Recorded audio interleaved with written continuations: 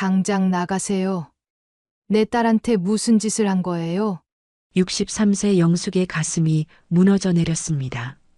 35 먹은 딸이 데려온 남자는 51살의 애 딸린 이혼남이었습니다. 영숙은 그저 악몽을 꾸는 것이라 생각했습니다. 하지만 그것은 시작에 불과했죠. 오늘 이야기 속 주인공은 63세 영숙 그리고 그의 딸 지연입니다. 그날은 딸이 남자를 데려온다고 했습니다.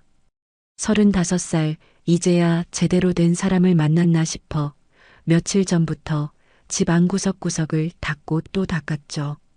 영숙은 거실 소파에 앉아 시계를 힐끗힐끗 쳐다봤습니다. 오후 2시, 지연이가 약속한 시간이었어요. 남편 창호는 회사에 나가고 없었지만 영숙 혼자서도 충분했습니다. 딸의 남자친구, 그것도 결혼을 전제로 만나는 사람이라면 엄마인 자신이 먼저 만나봐야 한다고 생각했거든요. 현관문이 열리는 소리가 들렸습니다. 영숙은 벌떡 일어나 현관으로 달려갔습니다. 딸의 얼굴이 보였어요. 평소보다 화장을 진하게 한 지연이 어색하게 웃고 있었습니다. 그리고 그 옆에 남자가 서 있었죠. 영숙의 미소가 얼어붙었습니다. 남자는 나이가 있어 보였고 어딘가 범상치 않은 분위기가 풍겼어요. 무엇보다 딸 지연이와 나란히 서 있으니 영락없이 아빠와 딸처럼 보였습니다. 엄마, 소개할게요. 이분이 민준 씨예요. 지연이가 떨리는 목소리로 말했습니다. 민준이라는 남자가 공손하게 고개를 숙였습니다. 안녕하세요. 강민준입니다. 처음 뵙겠습니다. 목소리는 낮고 차분했습니다. 하지만 영숙의 귓속으로는 아무것도 들어오지 않았어요. 머릿속이 하얘졌거든요. 영숙은 겨우 정신을 차리고 두 사람을 안으로 들였습니다. 거실 소파에 앉은 민주는 주변을 둘러보며 가볍게 미소 지었어요. 집이 참 아늑하네요. 지현 씨가 이런 따뜻한 가정에서 자랐군요. 영숙은 대답 대신 딸을 쳐다봤습니다. 지연이는 고개를 숙이고 손톱만 뜯고 있었어요. 평소 당당하던 딸의 모습이 아니었습니다. 민준 씨, 실례지만 나이가 어떻게 되세요? 영숙이 떨리는 목소리로 물었습니다. 민주는 태연하게 대답했어요. 51입니다. 쉬나나요? 네. 지현 씨보다 16살 많습니다. 영숙의 눈앞이 캄캄해졌습니다. 16살이라니. 혹시 결혼하신 적 있으세요? 영숙의 질문에 민주는 잠시 침묵했습니다. 지연이가 급히 끼어들었어요. 엄마, 그건 있습니다. 5년 전에 이혼했습니다. 민준이 담담하게 답했습니다. 영숙은 숨이 막혔어요. 그럼 아이는요? 아이도 있나요? 민주는 고개를 끄덕였습니다. 아들이 하나 있습니다. 초등학교 3학년이에요. 그 순간 영숙은 자리에서 벌떡 일어났습니다. 손이 부들부들 떨렸어요. 지연아, 너 지금 장난해? 이게 무슨 짓이야? 엄마, 지연이가 다급하게 소리쳤지만 영숙은 멈출 수 없었습니다. 50대에 이혼남에 애까지 있는 남자를 너 정신이 있는 거야, 없는 거야? 어머님, 진정하세요. 제가 설명을... 민준이 차분하게 말을 꺼냈지만 영숙은 손사래를 쳤어요. 설명은 무슨 설명? 당장 나가세요. 내 딸한테 무슨 짓을 한 거예요? 엄마, 그만해. 지연이가 소리를 질렀습니다. 영숙은 딸의 얼굴을 쳐다봤어요. 지연이의 눈에 눈물이 그렁그렁 맺혀 있었습니다. 나 민준 씨 좋아해. 나이도, 이혼한 것도, 아이가 있는 것도 다 알아. 그래도 좋아한다고. 영숙은 헛웃음이 나왔습니다. 좋아한다고? 너 그게 사랑인 줄 알아? 그럼 뭔데? 엄마는 사랑이 뭔지 알아? 지연이의 목소리가 날카로웠습니다. 영숙은 말문이 막혔어요. 민주는 여전히 침착한 표정으로 앉아 있었습니다. 그 모습이 영숙에게는 더 불쾌했어요. 마치 이 모든 상황을 예상하고 있었다는 듯한 태도였거든요. 어머님, 제 직업을 말씀드리는 게 좋을 것 같네요. 민준이 천천히 입을 열었습니다. 저는 점집을 운영합니다. 뭐라고요? 영숙의 목소리가 한 옥타브 올라갔습니다. 무당입니다. 사람들의 사주를 봐주고 점을 쳐주는 일을 하죠. 영숙은 현기증이 났습니다. 50대 이혼남의 애 딸린 무당이라니. 이건 드라마에나 나올 법한 이야기였어요. 지연아, 너 정말 이 사람이랑 결혼할 생각이야? 영숙이 떨리는 목소리로 물었습니다. 지연이는 고개를 끄덕였어요. 응. 나 민준 씨랑 결혼할 거야. 영숙은 주저앉고 싶었습니다. 오직 딸 하나만 바라보고 살았는데 이런 남자를 데려오다니. 민준이 자리에서 일어났습니다. 오늘은 이만 가보겠습니다. 어머님께 충격을 드린 것 같네요. 민준은 담담하게 고개를 숙였어요. 하지만 어머님, 한 가지는 약속드립니다. 저는 지현 씨를 진심으로 사랑합니다. 그리고 행복하게 해줄 자신이 있습니다. 그 말을 남기고 민준은 현관으로 향했습니다. 지연이가 그를 따라 나갔어요. 영숙은 그 뒷모습을 멍하니 바라봤습니다. 현관문이 닫혔습니다. 영숙은 소파에 주저앉았어요. 온몸에 힘이 풀렸습니다. 이게 꿈인가 싶었죠. 하지만 아니었어요. 엄연한 현실이었습니다. 그때 핸드폰이 울렸습니다. 지연이었어요. 영숙은 떨리는 손으로 전화를 받았습니다. 엄마, 미안해. 근데 한 가지 더 말해야 할 게 있어. 지연이의 목소리가 들렸습니다. 나 민준 씨랑 이미 혼인신고했어. 응. 뭐라고? 혼인신고를 했다고? 영숙은 귀를 의심했습니다. 아니, 제대로 들은 게 맞나 싶어서 다시 물었죠. 지연아, 지금 뭐라고 했어? 전화기 너머로 지연이의 한숨소리가 들렸습니다. 혼인신고했어. 일주일 전에. 민준 씨랑 나 법적으로 부부야. 영숙은 그 자리에 주저앉았습니다. 머릿속이 새하얘졌어요. 너 미쳤구나. 진짜 미친 거야. 영숙의 목소리가 떨렸습니다. 분노인지 슬픔인지 알 수 없는 감정이 북받쳐 올랐어요. 엄마한테 말하면 반대할 거 뻔하잖아. 그래서 먼저 한 거야. 먼저 했다고? 영숙은 헛웃음이 나왔습니다. 30년 넘게 키운 딸이 엄마 몰래 혼인신고를 했다니. 그것도 50대 이혼남 무당하고요. 지연아, 당장 집에 와. 지금 당장. 영숙이 소리쳤습니다. 하지만 지연의 대답은 차갑게 식어 있었어요. 싫어. 나 민준 씨 집으로 갈 거야. 여기가 이제 내 집이야. 전화가 끊겼습니다. 영숙은 온몸이 부들부들 떨렸습니다.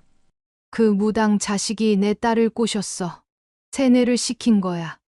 영숙은 중얼거렸습니다. 아니면 말이 안 됐어요. 멀쩡하던 딸이 갑자기 이런 선택을 할 리 없었거든요. 저녁 6시쯤 남편 창호가 퇴근했습니다. 영숙은 현관문이 열리는 소리를 듣자마자 달려갔어요. 여보, 큰일 났어요. 무슨 일인데 그래? 지연이가 결혼했어요.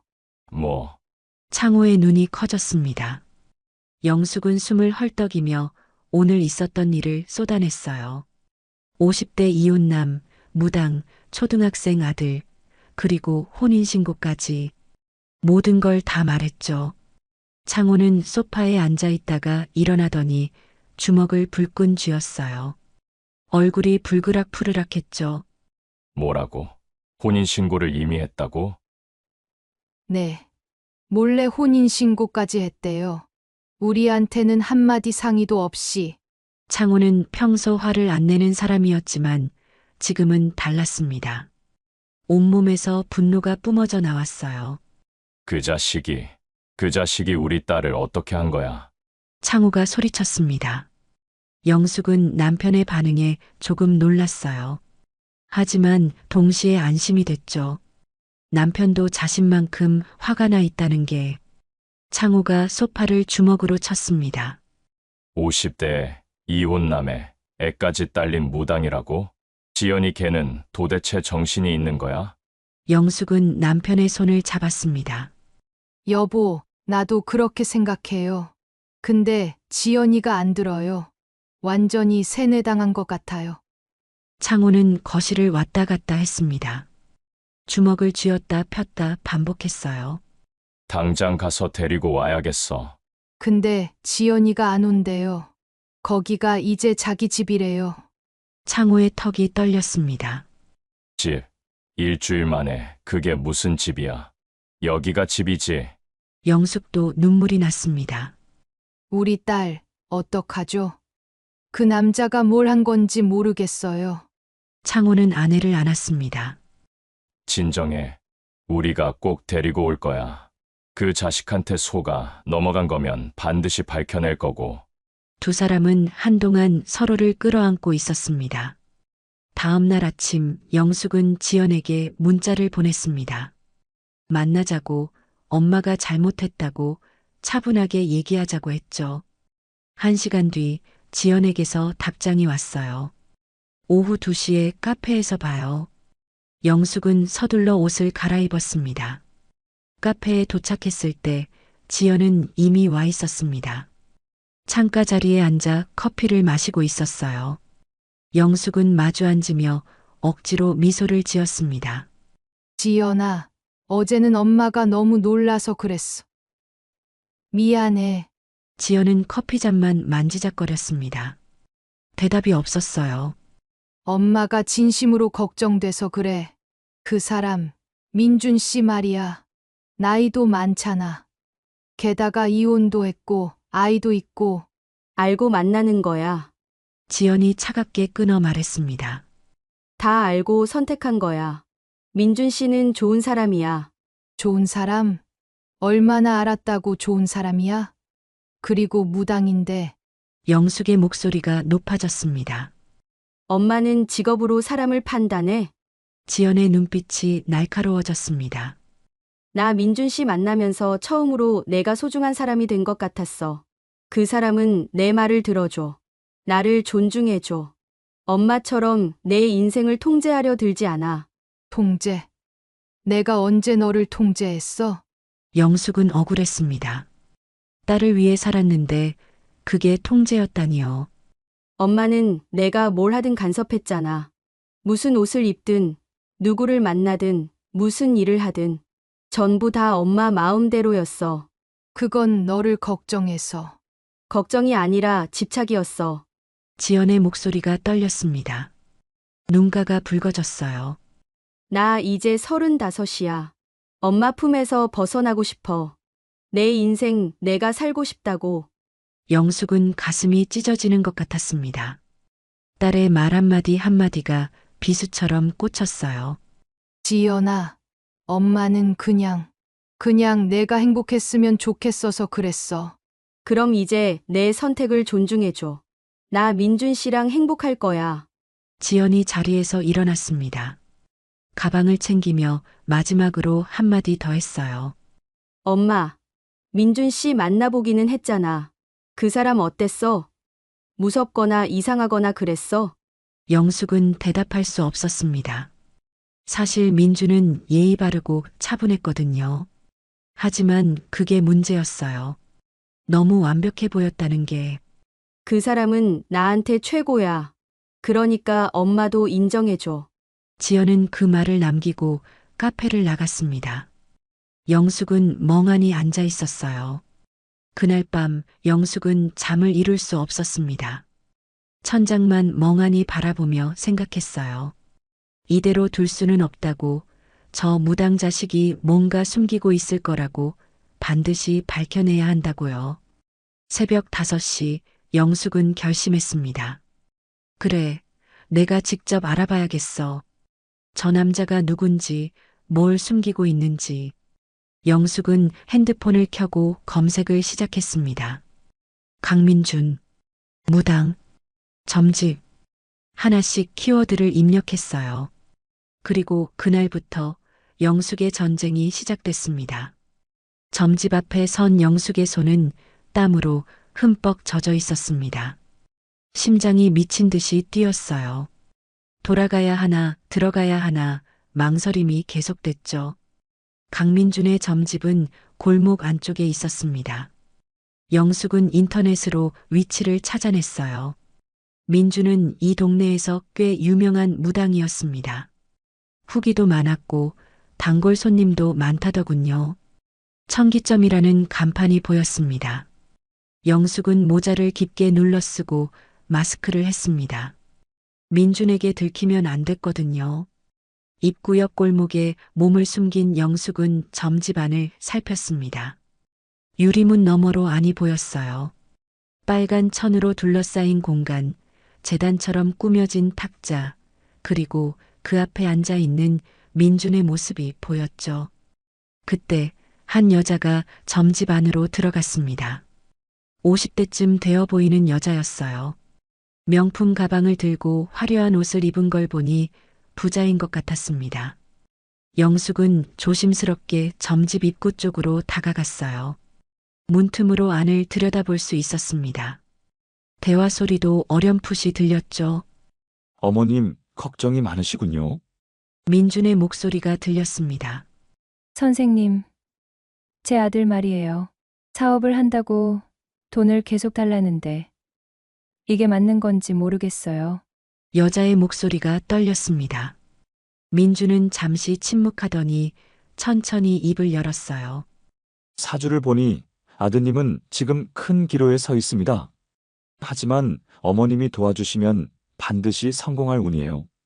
특히 다음 달이 중요합니다. 정말요? 여자의 목소리가 밝아졌습니다. 영숙은 헛웃음이 나왔어요. 저렇게 돈을 뜯어내는 거였구나. 그런데 어머님, 한 가지 더 해야 할 게 있습니다. 민준이 말을 이었습니다. 집안에 애군이 끼어 있어요. 이걸 풀어야 아드님 사업도 잘 됩니다. 제가 특별 굿을 해드리겠습니다. 비용은 500만 원입니다. 500만 원이요? 여자가 놀란 듯 물었습니다. 하지만 민준은 태연했어요. 어머님, 아드님 인생이 걸린 문제입니다. 돈이 아깝습니까? 여자는 잠시 망설이더니 고개를 끄덕였습니다. 알겠어요. 할게요. 영숙은 분노가 치밀었습니다. 저게 사기가 아니고 뭐람. 저런 식으로 사람들 돈을 뜯어내는 거였어요. 저런 인간이 자기 딸과 혼인신고를 했다니. 여자가 점집을 나갔습니다. 영숙은 재빨리 골목 안쪽으로 몸을 숨겼어요. 여자가 지나가고 다시 점집을 살폈습니다. 민주는 탁자 위에 놓인 돈뭉치를 세고 있었습니다. 입가에 미소가 번졌어요. 그 모습이 영숙에게는 악마처럼 보였죠. 1시간쯤 지났을까요? 영숙은 계속 지켜보고 있었습니다. 손님이 몇 명 더 왔다 갔어요. 모두 민준의 말에 속아 돈을 내놓았죠. 그때 점집 안쪽 문이 열렸습니다. 작은 남자아이가 나왔어요. 초등학생으로 보이는 10살쯤 된 아이였습니다. 아빠, 나 학원 갔다 올게. 영숙의 가슴이 철렁 내려앉았어요. 저 아이가 민준의 아들이구나. 준우야, 조심해서 다녀와. 저녁은 아빠가 차려놓을게. 민준이 다정하게 말했습니다. 아이는 고개를 끄덕이고 점집을 나갔어요. 영숙은 준우의 뒷모습을 멍하니 바라봤습니다. 저렇게 어린아이가 있는데 지연이는 어떻게 하려고 그러는지. 새엄마가 된다는 게 얼마나 힘든 일인데 말이죠. 영숙은 더 이상 참을 수 없었습니다. 그녀는 마스크를 벗고 점집 안으로 들어갔어요. 민주는 탁자를 정리하다가 영숙을 보고 놀란 표정을 지었습니다. 어머님, 어떻게? 영숙은 민준 앞에 섰습니다. 눈빛이 날카로웠어요. 다 봤어요. 당신이 사람들한테 무슨 짓을 하는지 돈을 뜯어내는 거 다 봤다고요. 민주는 당황한 기색 없이 의자를 권했습니다. 앉으시죠. 오해가 있으신 것 같은데요. 오해라고요? 영숙의 목소리가 떨렸습니다. 아까 그 여자한테 500만 원을 받아냈잖아요. 아들 사업 잘 된다고, 애군 풀어준다고. 그게 다 거짓말 아니에요?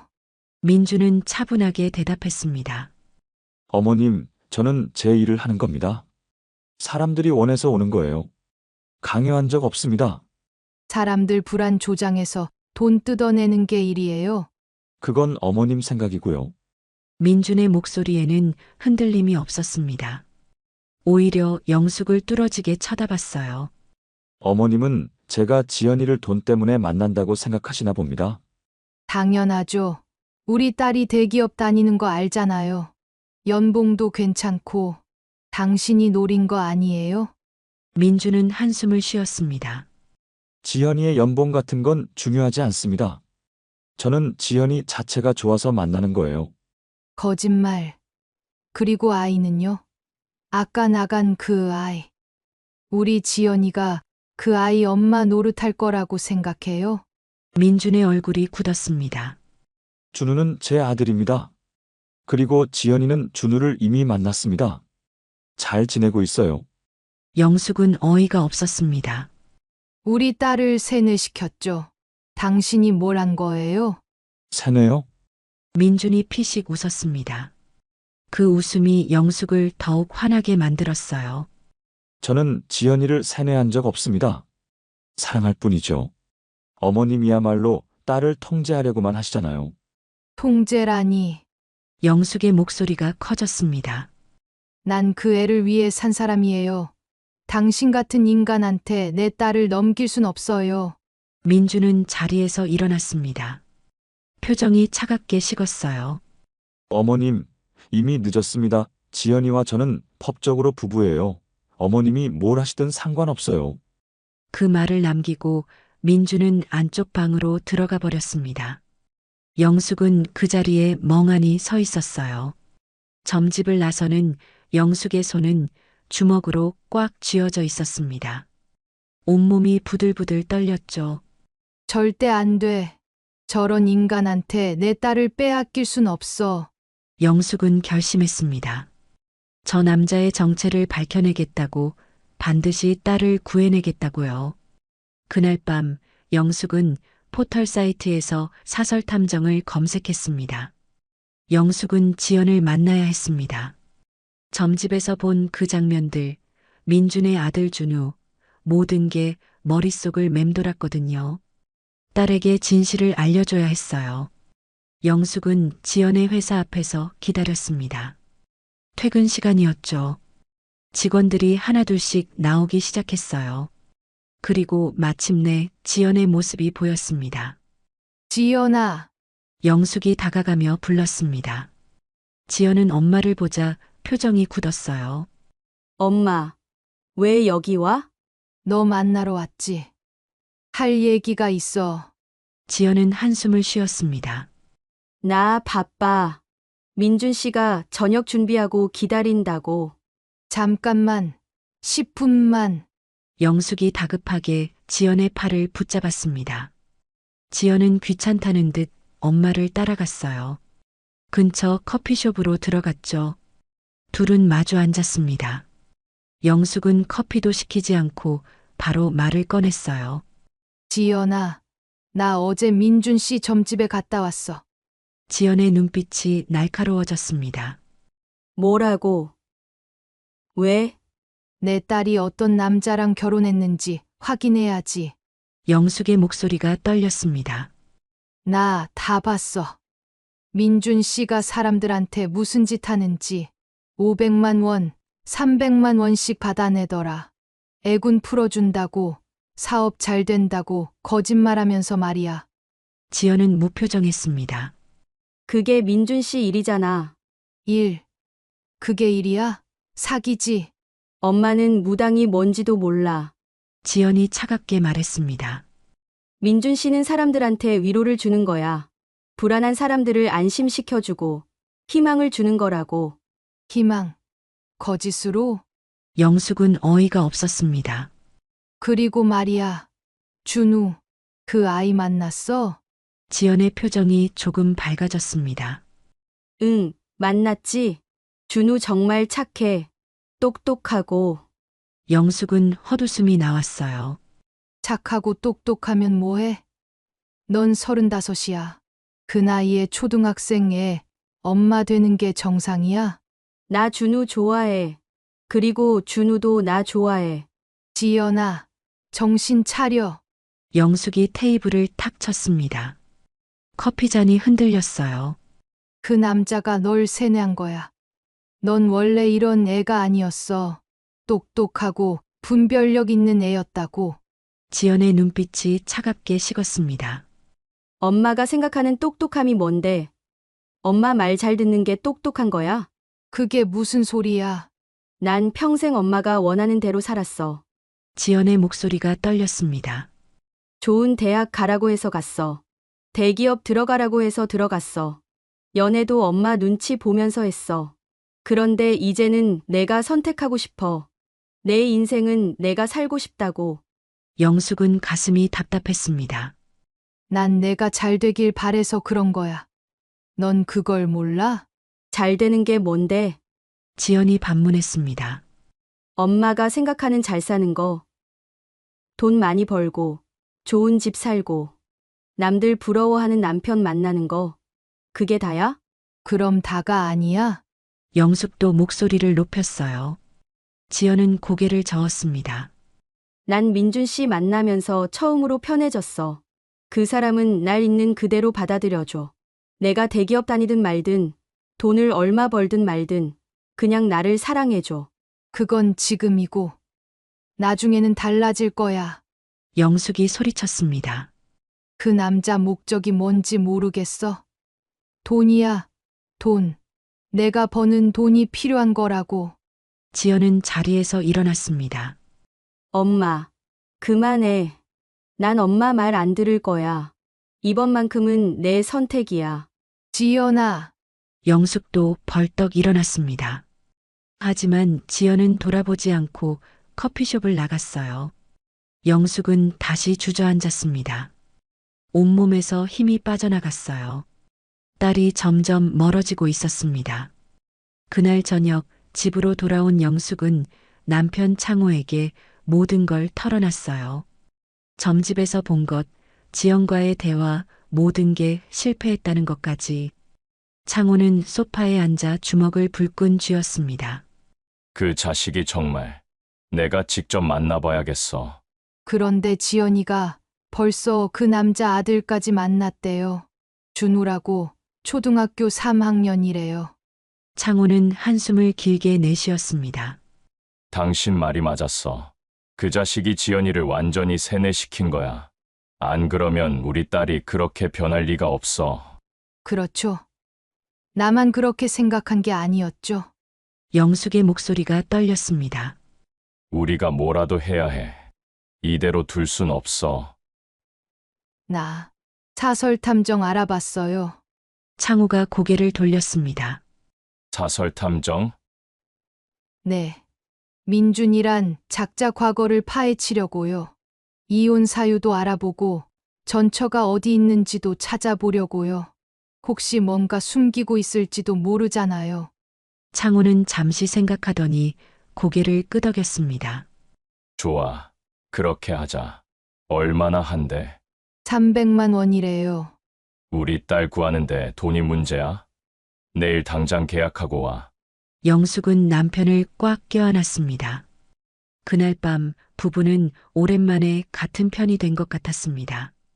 지연을 되찾기 위해 민준으로부터 딸을 구하기 위해 둘은 한마음이 됐죠.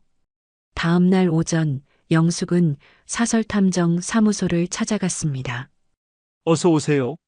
저는 탐정 박성훈입니다. 남자가 악수를 청했습니다. 영숙은 떨리는 손으로 악수를 받았어요. 앉으세요.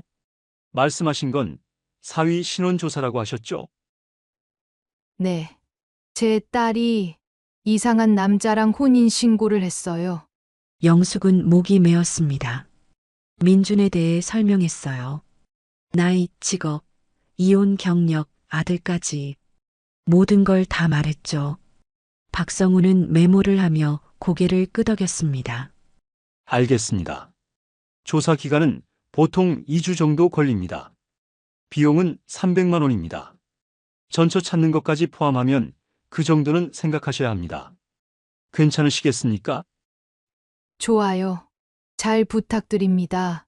계약서에 서명하고 나오는 영숙의 발걸음은 묵직했지만 마음은 한결 가벼웠습니다. 2주만 기다리면 진실을 알 수 있을 거야. 그럼 지연이도 정신 차릴 거야. 창호도 나를 믿어주고. 영숙은 굳은 결심으로 걸음을 재촉했습니다. 일주일이 지났습니다. 영숙은 매일 아침 핸드폰을 확인했어요. 탐정 박성훈에게서 연락이 오기를 기다렸죠. 하지만 소식은 없었습니다. 영숙은 불안했습니다. 잠도 제대로 못 잤어요. 밤마다 지연이 생각에 뒤척였죠. 딸은 민준의 집에서 지내고 있었습니다. 연락도 거의 없었어요. 그 자식이 지연이를 어떻게 대하는 건지, 혹시 나쁜 짓을 하는 건 아닌지, 영숙의 걱정은 끝이 없었습니다. 창호는 아내를 다독였어요. 탐정을 믿어봐요. 분명 뭔가 찾아낼 거야. 하지만 영숙의 마음은 편치 않았습니다. 열흘째 되는 날 드디어 박성훈에게서 전화가 왔습니다. 영숙은 떨리는 손으로 전화를 받았어요. 여보세요. 저 박성훈입니다. 오늘 오후에 사무실로 오실 수 있으세요? 보고 드릴 게 있습니다. 찾으셨어요? 뭔가 찾으신 거예요? 영숙의 목소리가 떨렸습니다. 박성훈은 잠시 침묵하더니 조심스럽게 답했어요. 네, 몇 가지 흥미로운 사실들을 발견했습니다. 직접 만나서 말씀드리는 게 좋겠어요. 알겠습니다. 지금 바로 갈게요. 전화를 끊은 영숙은 창호에게 연락했습니다. 창호는 회사를 조퇴하고 함께 가겠다고 했어요. 오후 2시 부부는 탐정 사무실 앞에 섰습니다. 영숙의 심장이 쿵쾅거렸어요. 드디어 진실을 알 수 있다는 기대감과 혹시 더 나쁜 소식을 듣게 될지도 모른다는 두려움이 교차했죠. 문을 열고 들어가자 박성훈이 자료 뭉치를 들고 기다리고 있었습니다. 어서 오세요. 앉으세요. 부부는 나란히 앉았습니다. 박성훈은 책상 위에 서류들을 펼쳐놓았어요. 우선 강민준의 이혼 사유부터 말씀드리겠습니다. 영숙과 창호는 숨을 죽였습니다. 민준은 5년 전에 이혼했습니다. 상대는 김현주라는 여성이고요.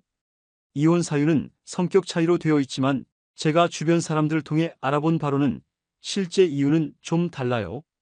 영숙이 몸을 앞으로 기울였습니다. 뭔데요?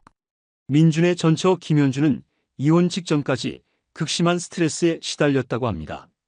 민준이 점집 일에 과도하게 몰두하면서 가정을 돌보지 않았고 특히 아들 준우를 방치했다는 증언이 있어요. 방치요? 내 조사한 바로는 그렇습니다. 현주는 민준이 손님들에게는 친절하지만 집에 오면 완전히 다른 사람이 된다고 했답니다. 차갑고 무관심했다고 하더군요. 영숙은 소름이 돋았습니다. 지연이가 보고 있는 민준과는 완전히 다른 모습이었죠. 그리고 더 중요한 게 있습니다. 박성훈이 사진 한 장을 꺼냈습니다. 이분이 김현주입니다. 영숙은 사진을 뚫어지게 바라봤습니다. 이분 지금 어디 계세요? 친정에 내려가서 조그만 카페를 운영하고 있어요. 만날 수 있을까요? 박성훈은 고개를 끄덕였습니다. 이미 연락해뒀습니다. 만나주신다고 하세요. 단, 민준에게는 절대 알리지 말라고 신신당부하더군요. 왜요? 현주 씨는 강민준 씨를 두려워하고 있습니다. 두려워한다고요? 영숙의 목소리가 떨렸습니다. 박성훈은 심각한 표정으로 말을 이었어요. 현주 씨 말로는 강민준 씨가 이혼 과정에서 심리적으로 압박했다고 합니다.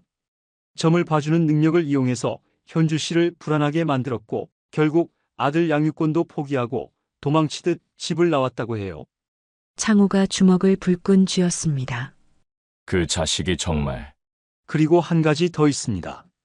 박성훈이 또 다른 서류를 꺼냈어요. 민준의 점집 수입을 조사했는데요. 생각보다 훨씬 많습니다. 월 평균 2천만 원 이상 벌어들이고 있어요. 2천만 원이나요? 영숙이 놀라 물었습니다. 박성훈은 고개를 끄덕였어요. 그런데 문제는 이 돈이 어디로 가는지 추적이 안 된다는 겁니다. 통장에는 기본 생활비 정도만 남아있고 나머지는 현금으로 인출되거든요. 그럼 그 돈을 어디 쓴다는 거예요? 그게 제가 아직 알아내지 못한 부분입니다. 다만 민준이 정기적으로 경기도 어느 지역을 방문한다는 정황을 포착했어요. 거기서 누군가를 만나는 것 같습니다. 누구요? 아직 확인 중입니다. 좀 더 시간을 주시면 알아낼 수 있을 것 같아요. 영숙은 머리가 복잡해졌습니다. 민준이 숨기고 있는 게 한두 가지가 아니었어요. 그리고 마지막으로 강민준 씨가 이혼 후 여러 여성들과 만남을 가졌다는 정황이 있어요. 여러 여성이요? 모두 지현 씨처럼 경제적으로 안정적인 직장 여성들이었습니다. 하지만 결혼까지는 가지 않았어요. 왜요? 그건 알 수 없습니다. 다만 민준이 상대를 고르는 기준이 분명해 보입니다. 경제력이 있고 나이는 젊고 가족관계가 단순한 여성들이요. 영숙의 얼굴이 창백해졌습니다. 그럼 우리 지연이도 계획적으로 접근한 거예요? 그럴 가능성이 높습니다. 창호가 자리에서 벌떡 일어났습니다. 이 자식 처음부터 우리 딸을 노린 거야. 진정하세요, 손님. 박성훈이 손을 내저었습니다. 아직 확실한 증거는 없습니다. 하지만 충분히 의심할 만한 정황들이죠. 영숙은 온몸이 떨렸습니다. 분노와 두려움이 뒤섞였어요. 그럼 이제 어떻게 해야 하죠? 박성훈이 조심스럽게 말했습니다. 우선 전처인 현주 씨를 만나보세요. 그분이 더 자세한 이야기를 해줄 겁니다. 그리고 제가 민준의 돈 흐름을 계속 추적하겠습니다. 경기도에서 만나는 사람이 누군지도 알아내고요. 얼마나 더 걸릴까요? 일주일 정도면 될 것 같습니다. 영숙과 창호는 사무실을 나왔습니다. 두 사람 모두 말이 없었어요. 충격이 너무 컸거든요. 차 안에서 창호가 먼저 입을 열었습니다. 당장 지연이 데리고 와야겠어. 영숙은 고개를 저었습니다. 아직은 안 돼요. 증거가 더 필요해요. 지금 당장 말하면 지연이는 안 믿을 거예요. 그럼 언제까지 기다리란 말이야. 창호의 목소리가 떨렸습니다. 영숙은 남편의 손을 꽉 잡았어요. 조금만 더 참아요. 전처 현주를 만나고 탐정이 조사를 마치면 그때 지연이한테 보여줄 거예요. 그럼 지연이도 정신 차릴 거예요. 창호는 한숨을 길게 내쉬었습니다. 알았어. 당신 말대로 하자. 그날 밤 영숙은 부산행 기차표를 예매했습니다. 이틀 뒤 토요일 오전이었어요. 현주를 만나야 했습니다. 민준의 진짜 얼굴을 알아야 했어요. 그래야 지연을 구할 수 있었죠. 영숙은 창문 밖을 바라보며 중얼거렸습니다. 조금만 기다려. 지연아, 엄마가 꼭 구해줄게. 영숙은 부산행 기차표를 예매한 다음 날 또 다른 곳을 찾아갔습니다. 법무법인 정유리였어요. 인터넷으로 검색해서 찾은 곳이었죠. 가족법 전문 변호사가 있다고 했습니다. 영숙은 접수처에서 이름을 말하고 대기실에 앉았어요. 떨리는 마음으로 순서를 기다렸죠. 30분쯤 지났을까요? 한 여자 변호사가 나타났습니다. 40대 초반으로 보이는 단정한 인상의 여성이었어요. 이영숙 씨 맞으시죠? 저는 변호사 최은주입니다. 영숙은 일어나 인사했습니다. 어떤 일로 오셨는지 말씀해 주세요. 영숙은 숨을 깊게 들이마셨습니다. 그리고 차근차근 설명했어요. 딸이 50대 이혼남 무당과 결혼한 것, 엄마 몰래 혼인신고를 한 것, 사설탐정을 통해 알아낸 민준의 수상한 과거까지 모든 걸 털어놨죠. 최은주는 메모를 하며 고개를 끄덕였습니다. 딸분 나이가 어떻게 되시죠? 35입니다. 그럼 성인이시네요. 최은주의 표정이 조금 굳어졌습니다. 네.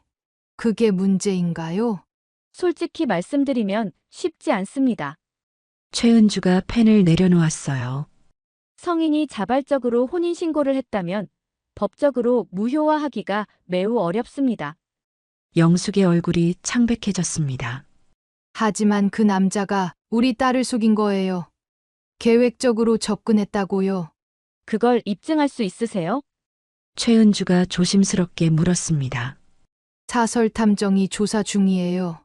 전처도 만날 거고요. 좋습니다. 하지만 법적으로 혼인 무효를 주장하려면 몇 가지 사유가 필요합니다. 최은주가 설명을 시작했어요. 첫째, 사기나 강박에 의한 혼인이었는지. 둘째, 혼인 의사가 진정하지 않았는지. 셋째, 중혼이거나 근친혼인지 등입니다. 말씀하신 내용으로는 이 중 어느 것에도 해당하지 않을 것 같은데요. 그럼 방법이 없단 말이에요. 영숙의 목소리가 떨렸습니다. 혼인 무효는 어렵지만 이혼 소송은 가능합니다. 다만 이것도 당사자인 딸분이 원해야 하고요. 우리 딸은 지금 세뇌당한 상태예요. 그 남자가 무당이라고요.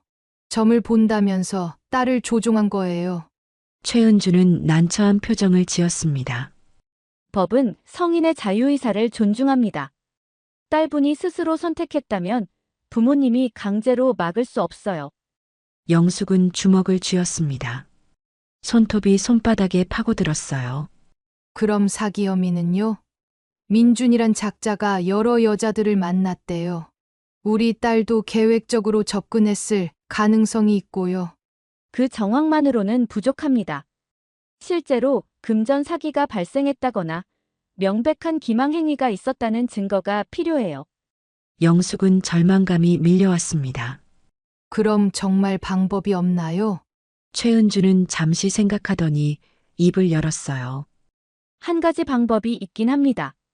만약 민준 씨가 혼인 신고 당시 딸분에게 중요한 사실을 숨겼다면 그걸 근거로 혼인 취소를 주장할 수 있어요. 중요한 사실이요?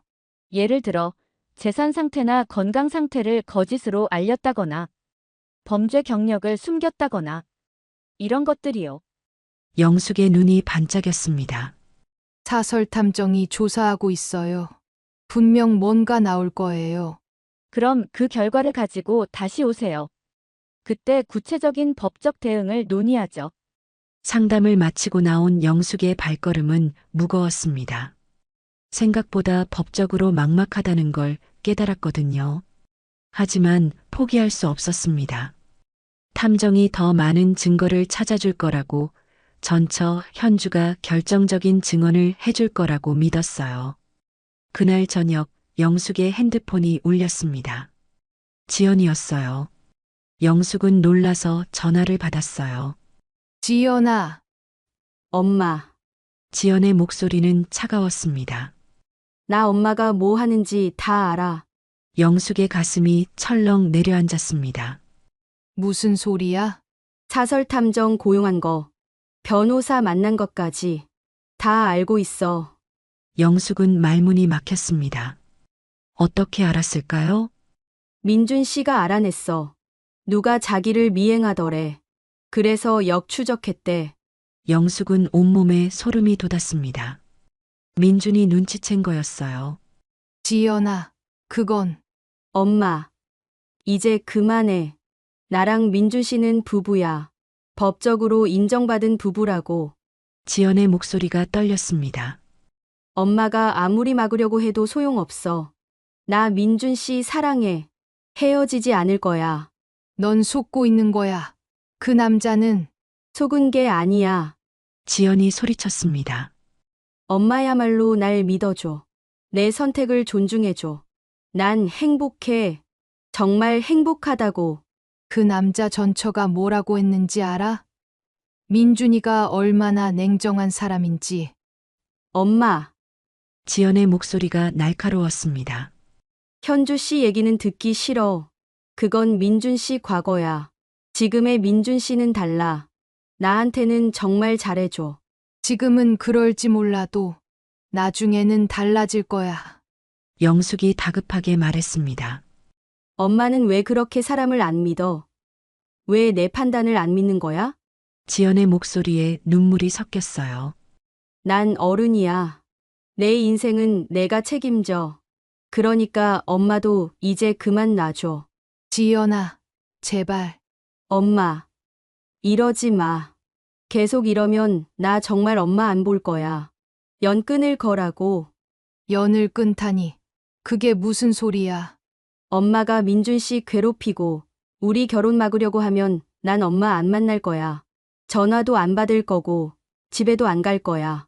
지연아, 넌 내 딸이야. 그리고 난 민준 씨 아내야. 준우 엄마고. 이제 내 가족은 그 사람들이야.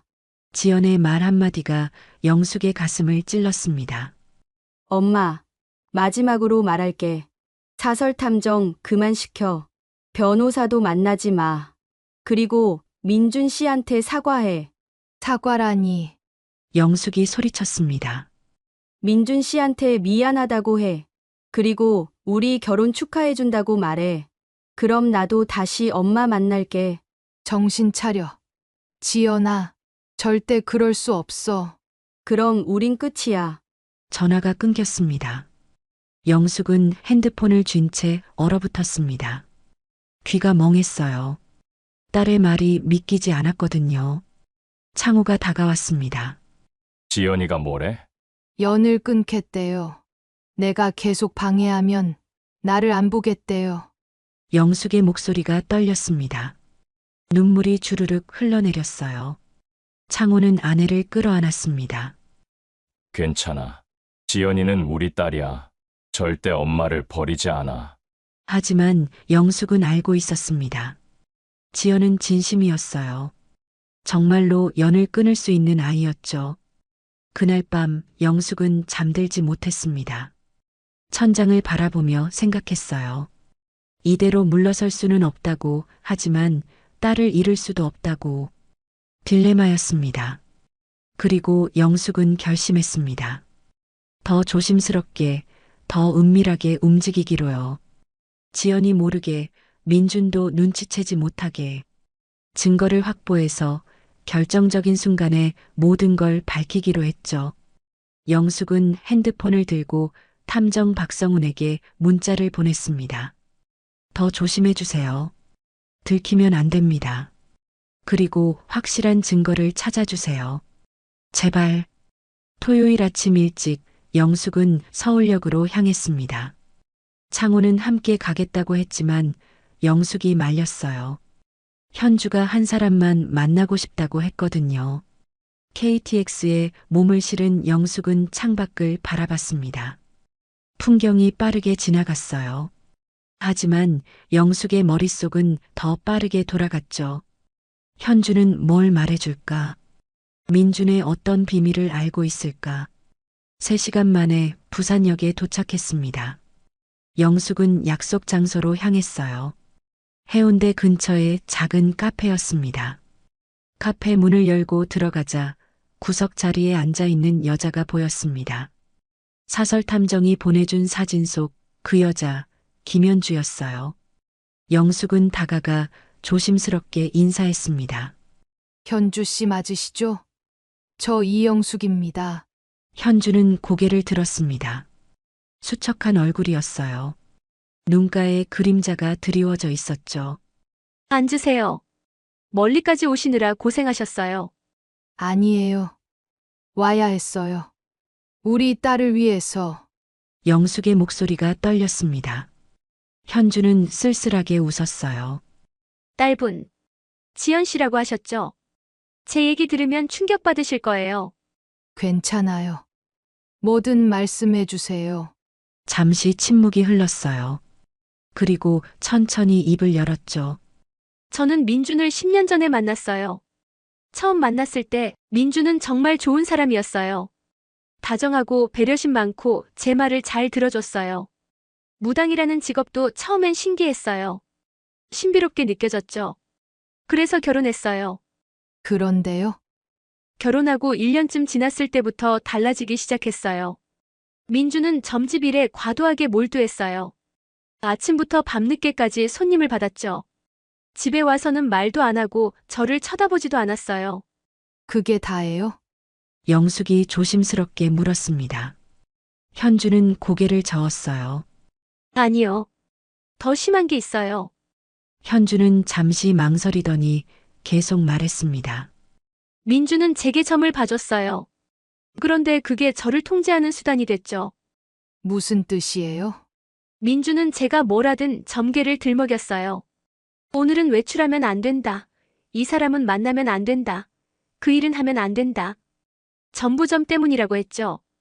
영숙은 소름이 돋았습니다. 처음엔 믿었어요. 무당인데 그럴 수도 있겠다 싶었죠. 근데 점점 이상해졌어요. 제 친구들을 못 만나게 하고 친정 가는 것도 막고 심지어 제 통장까지 관리했어요. 통장까지요? 네. 민주는 제 월급 통장을 가져갔어요. 집안 살림 때문이라고 했죠. 근데 나중에 알고 보니 그 돈으로 점집을 확장하고 다른 데 투자한 거였어요. 영숙은 주먹을 불끈 쥐었습니다. 그리고 준우가 태어났어요. 아들을 낳고 나니까 민주는 조금 나아졌어요. 아이에게는 관심을 보였거든요. 그런데 그것도 잠시뿐이었어요. 준우한테는 어땠어요? 현주의 눈에 눈물이 고였습니다. 민주는 준우를 자기 뜻대로 키우려고 했어요. 아이가 겨우 5살인데 무당 수업을 시켰어요. 점 보는 법을 가르치고 주문을 외우게 하고 준우가 싫다고 울어도 강요했죠. 영숙은 가슴이 아팠습니다. 그래서 이혼하신 거예요? 현주는 고개를 끄덕였습니다. 전 더 이상 견딜 수가 없었어요. 민주는 저를 사람 취급 안 했어요. 그냥 돈 벌어오는 기계, 아들 낳아준 도구일 뿐이었죠. 이혼하겠다고 했어요. 그런데요? 민준이 협박했어요. 협박이요? 현주는 몸을 떨었습니다. 이혼하면 당신 부모님이 큰 사고를 당할 거라고, 당신이 평생 불행할 거라고. 저는 겁이 났어요. 영숙은 믿을 수 없었습니다. 그래서 참으셨어요? 한동안은요. 근데 어느 날 민준이 다른 여자와 통화하는 걸 들었어요. 부드러운 목소리로 얘기하더라고요. 나중에 알고 보니 민준은 점집 손님 중 여자들과 자주 연락했어요. 돈 많은 여자들이요. 영숙의 얼굴이 굳었습니다. 민준은 외로운 여자들을 찾아요. 돈 있고 마음 약한 여자들. 점을 봐주면서 접근하고 친밀해지고 그러다 돈을 빼내는 거죠. 지연 씨를 구해야 해요. 민준은 변하지 않아요. 결혼 초반에만 잘해주고 나중엔 완전히 달라져요. 저한테 그랬던 것처럼. 증거가 있나요? 민준이 그런 짓을 했다는 증거요. 현주는 가방에서 봉투 하나를 꺼냈습니다. 여기 있어요. 민준이 다른 여자들한테 보낸 문자 메시지들, 통장 거래 내역, 그리고 제가 녹음한 민준의 협박 음성 파일이요. 영숙은 떨리는 손으로 봉투를 받았습니다. 이걸 왜 지금까지 가지고 계셨어요? 언젠가 필요할 것 같아서요. 민준이 또 다른 피해자를 만들 거라고 생각했거든요. 영숙은 봉투를 꼭 쥐었습니다. 고맙습니다. 정말 고맙습니다. 현주는 쓸쓸하게 웃었어요. 아이를 두고 온 게 제일 후회돼요. 하지만 민준이 양육권을 안 줬어요. 법적으로 싸웠지만 졌어요. 왜요? 민준이 유리한 증거를 많이 만들어뒀거든요. 제가 우울증이 있다는 진단서, 제가 아이를 방치했다는 거짓 증언들. 다 조작이었지만 법원은 민준 편을 들었어요. 영숙은 분노가 치밀었습니다. 지연 씨한테 전해주세요. 민준에게서 빨리 도망치라고. 늦으면 저처럼 돼요. 아무것도 없이 쫓겨나게 될 거예요. 영숙은 고개를 끄덕였습니다. 카페를 나선 영숙은 바로 탐정 박성훈에게 전화했습니다. 박 탐정님, 저예요. 현주 씨 만나고 왔어요. 증거 받았습니다. 잘하셨습니다. 그리고 저도 좋은 소식이 있어요. 박성훈의 목소리가 들렸습니다. 민준이 경기도에서 만나는 사람 정체를 알아냈습니다. 누구예요? 여자가 또 있었습니다. 영숙은 숨이 멎는 것 같았습니다. 뭐라고요? 강민주는 현주 씨와 결혼하기 전 사실혼 관계 여자가 있었습니다. 그것도 2명이나요? 헤어지긴 했는데 그 여자들한테서 돈을 뜯어냈습니다. 지금 경기도에서 만나는 사람은 그 중 1명이에요. 아직도 민준한테 돈을 주고 있더군요. 영숙은 온몸에 소름이 돋았습니다. 이거 완전 사기꾼이잖아요. 그렇습니다. 전화를 끊은 영숙은 KTX를 타고 서울로 돌아왔습니다. 손에는 현주가 준 봉투가 꼭 쥐어져 있었어요. 집에 도착하자 창호가 기다리고 있었습니다. 어땠어? 영숙은 봉투를 내밀었습니다. 다 있어요. 민준의 과거, 사기 전력, 증거 전부요. 창호는 봉투 안에 서류들을 꺼내 읽기 시작했습니다. 얼굴이 점점 굳어졌어요. 이 자식. 완전히 사기꾼이잖아. 그것뿐이 아니에요. 여자가 3명이 있었는데 다 돈을 뜯겼대요. 창호는 주먹으로 탁자를 쳤습니다. 당장 경찰에 신고해야겠어. 아니요. 아직이에요. 영숙이 남편을 말렸습니다. 먼저 지연이한테 보여줘야 해요. 이 증거들을 다 보여주고 민준의 정체를 알려줘야죠. 그 다음에 신고해도 늦지 않아요. 창호는 고개를 끄덕였습니다. 영숙은 결심했습니다. 월요일에 탐정에게서 나머지 자료를 받고 지연을 만나기로요. 그날 밤 영숙은 푹 잤습니다. 마음이 조금 편해졌거든요. 드디어 딸을 구할 방법을 찾았으니까요. 월요일 오전 영숙은 탐정 사무실에서 두툼한 서류 봉투를 받았습니다. 민준의 모든 과거가 담겨 있었어요. 사실혼, 사기, 그리고 수십 명의 여자들에게서 뜯어낸 돈. 증거는 완벽했죠. 영숙은 지연에게 문자를 보냈습니다. 지연아, 엄마가 할 말이 있어. 오늘 저녁에 꼭 만나자. 민준 씨도 함께 나와줬으면 좋겠어. 1시간 뒤 지연에게서 답장이 왔습니다. 알겠어. 저녁 7시. 카페에서 만나. 영숙은 변호사 최은주에게 전화를 걸었습니다. 변호사님, 증거를 확보했어요. 오늘 저녁에 대면할 건데 혹시 동석해 주실 수 있나요? 최은주는 흔쾌히 응했습니다. 저녁 7시 영숙과 최은주 변호사 그리고 민준과 지연이 카페에 모였습니다. 지연의 표정은 불편해 보였어요. 민준은 여전히 차분한 얼굴이었죠. 어서 오세요. 앉으시죠. 민준이 의자를 권했습니다. 영숙은 앉지 않았어요. 서류 가방을 탁자 위에 올려놓고 민준을 똑바로 쳐다봤습니다. 민준 씨, 오늘 할 말이 있어서 왔어요. 말씀하세요. 민준의 목소리는 흔들림이 없었습니다. 영숙은 서류 가방을 열었어요. 두툼한 서류 뭉치를 꺼내 탁자 위에 펼쳤죠. 이게 뭔지 아세요? 민준의 얼굴이 미세하게 굳어졌습니다. 당신의 과거예요. 전부 다요. 영숙은 서류들을 하나씩 집어들었습니다. 첫 번째 여성. 2010년 박민정 씨와 사실혼 관계였죠. 3년 만에 헤어지셨고요. 민정 씨한테서 2억 원을 빼냈어요. 점집 확장 명목이었죠.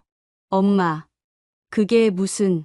지연이 끼어들려 했지만 영숙은 멈추지 않았습니다. 두 번째 여성. 2013년 정수진 씨와 사실혼 관계 2년 만에 헤어지셨고요. 수진 씨한테서는 8천만 원을 뜯어냈어요. 애군 제거 비용이라고 했죠. 지연의 얼굴이 창백해졌습니다. 세 번째 여성. 2015년 김현주 씨, 준우의 엄마죠.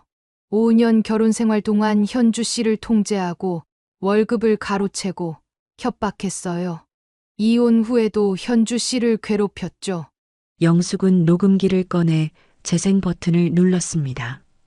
민준의 목소리가 흘러나왔어요.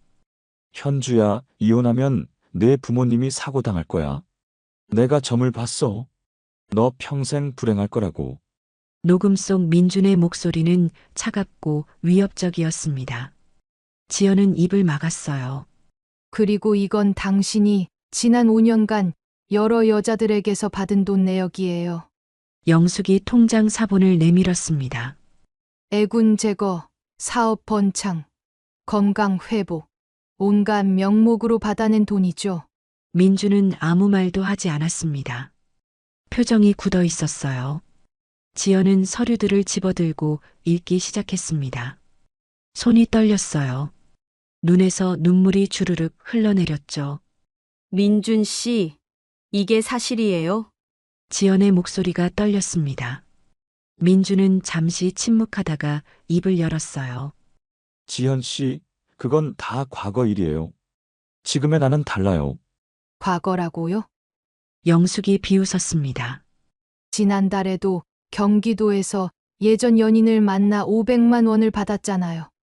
이것도 과거예요? 민준의 얼굴이 일그러졌습니다. 그건 개인적인 일이에요.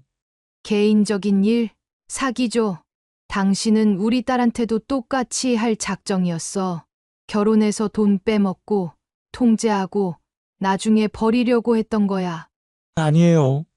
민준이 처음으로 목소리를 높였습니다. 지현 씨는 달라요. 진심으로 사랑해요. 사랑이라고요? 최은주 변호사가 나섰습니다. 민준 씨, 저는 변호사 최은주입니다. 여기 있는 증거들로 충분히 사기죄로 고소할 수 있어요. 형사처벌 대상이죠. 민준의 얼굴이 하얗게 질렸습니다.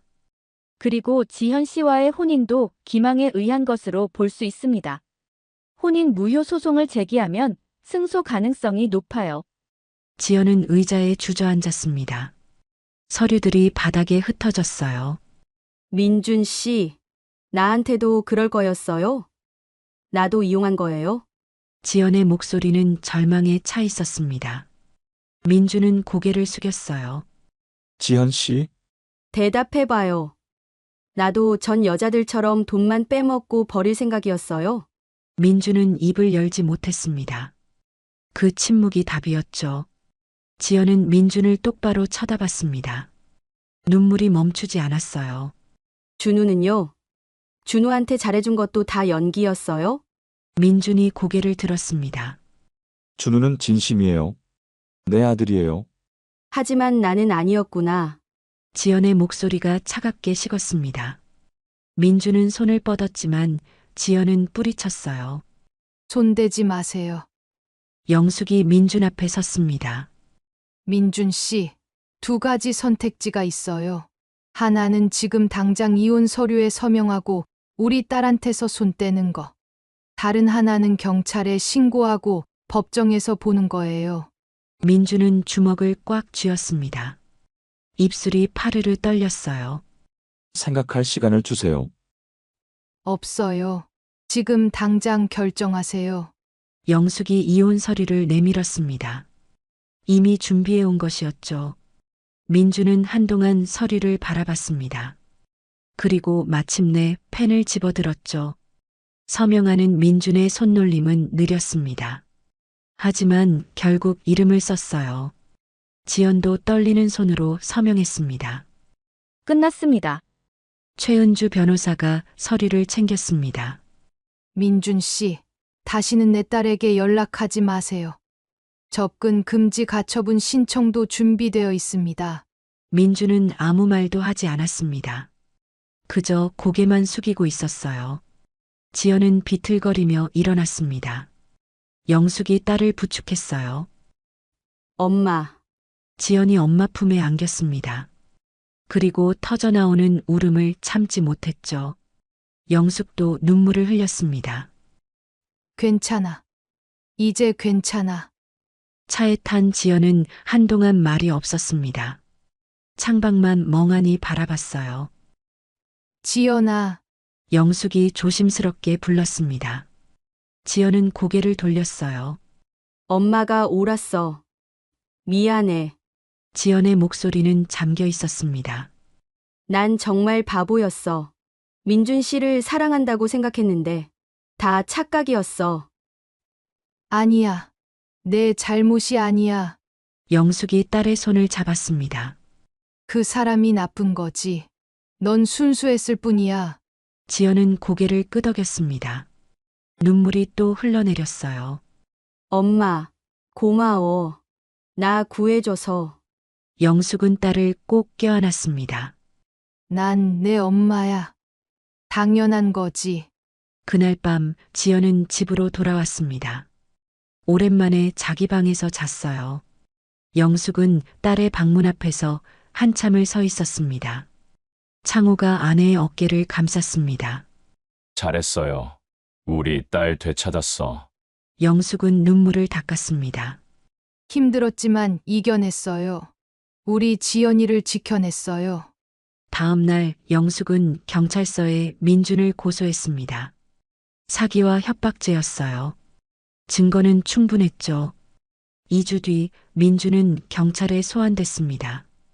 조사를 받고 기소됐어요. 재판은 석 달 뒤로 잡혔습니다. 지연은 서서히 회복되어 갔습니다. 처음엔 집에만 틀어박혀 있었지만 점점 밖으로 나오기 시작했어요. 영숙은 딸을 다독이며 함께 시간을 보냈죠. 어느 날 저녁 지연이 거실에서 영숙을 불렀습니다. 엄마, 왜 그래? 나 이제 알 것 같아. 엄마가 왜 그렇게 막으려고 했는지. 영숙은 딸 옆에 앉았습니다. 엄마는 날 통제하려던 게 아니었어. 정말로 걱정했던 거지. 지연의 목소리가 떨렸습니다. 미안해, 엄마. 엄마 말을 안 들어서. 영숙은 딸의 손을 잡았습니다. 됐어. 이제 다 끝났어. 이제 앞만 보자. 두 사람은 서로를 끌어안았습니다. 오랜만에 느끼는 따뜻함이었죠. 석 달 뒤 민준의 재판이 열렸습니다. 법정에서 민준은 초라해 보였습니다. 판사는 징역 2년을 선고했습니다. 사기와 협박이 인정됐죠. 그날 저녁 가족 셋은 오랜만에 함께 저녁을 먹었습니다. 영숙이 지연의 좋아하는 음식을 가득 차려놨어요. 맛있다, 엄마. 지연이 웃으며 말했습니다. 영숙은 가슴이 뭉클했어요. 많이 먹어. 살 좀 쪄야 해. 창호도 웃었습니다. 우리 딸 이제 제대로 된 사람 만나야지. 지연은 고개를 저었어요. 당분간은 연애 안 할 거야. 이번 일로 정신 좀 차렸어. 영숙은 딸의 머리를 쓰다듬었습니다. 천천히 해. 엄마는 내가 행복하면 그걸로 충분해. 지연은 엄마를 안았습니다. 엄마, 사랑해. 나도 사랑해. 우리 딸. 창밖으로 봄바람이 불어왔습니다. 긴 겨울이 지나고 따뜻한 봄이 온 것처럼 이 가족에게도 새로운 시작이 찾아왔습니다. 영숙은 창밖을 바라보며 생각했습니다. 딸을 지켜낸 것, 가족을 되찾은 것. 그것이 자신이 해낸 가장 큰 승리였다고요. 여러분은 만약 당신의 자녀가 정말 마음에 들지 않는 사람을 결혼할 사람이라고 데려온다면 어떻게 하시겠습니까? 자녀의 선택을 믿고 맡기시겠습니까? 아니면 끝까지 반대하시겠습니까? 댓글로 의견 남겨주시면 감사하겠습니다. 구독과 좋아요는 제게 큰 힘이 됩니다.